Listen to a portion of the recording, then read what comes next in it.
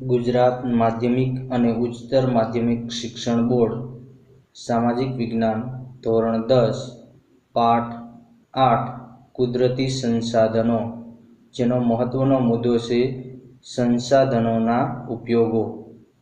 રજૂઆત કરતા એસ.બી. ધોરિયા. બોર્ડે 8મા પાઠની અંદર ખૂબ જ ઉપયોગી અને મહત્વનો મુદ્દો મૂકેલ છે, જેનું નામ છે સંસાધનોના ઉપયોગો.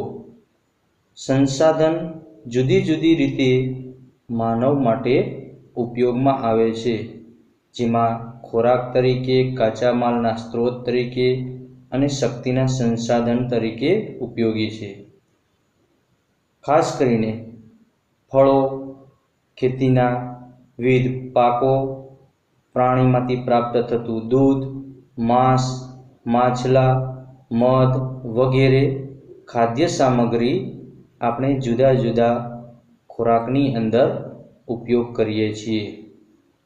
બીજો મહત્વનો સંસાધનનો જો કોઈ ઉપયોગ હોય તો તેનું નામ છે સંસાધનના કાચા માલના સ્ત્રોત તરીકે ઉપયોગી. જંગલોમાંથી જે વિવિધ પ્રકારની ચીજવસ્તુઓ પ્રાપ્ત થાય છે, ખેતી માટે ઉપયોગી થતી વિવિધ સામગ્રી, પાલતુ પશુઓમાંથી પ્રાપ્ત થતા જુદા જુદા પ્રકારના ઊન, વિવિધ પ્રકારના પ્રાણીઓમાંથી મળતા ચામડું અને માંસ, આ ઉપરાંત વિવિધ પ્રકારના ખનિજો વગેરે જેવી ચીજવસ્તુઓ છે તે માનવ ઉપયોગમાં ઉપયોગી તો છે જ, પણ સાથે સાથે ઉદ્યોગો માટે પણ કાચો માલ પૂરો પાડે છે.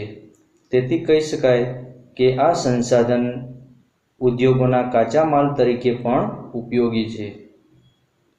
સંસાધનનું ત્રીજું મહત્વનું જો કોઈ ઉપયોગી પરિબળ હોય તો તે છે શક્તિના સંસાધન તરીકે.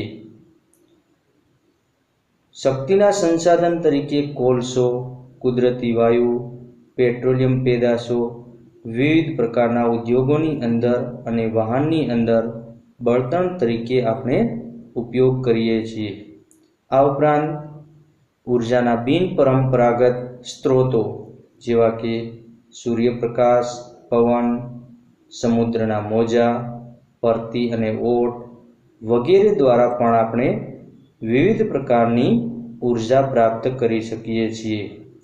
તો આ રીતે જોઈએ તો સંસાધન જીવન પર્યંત અનેક રીતે માનવ ઉપયોગમાં લઈ શકાય છે.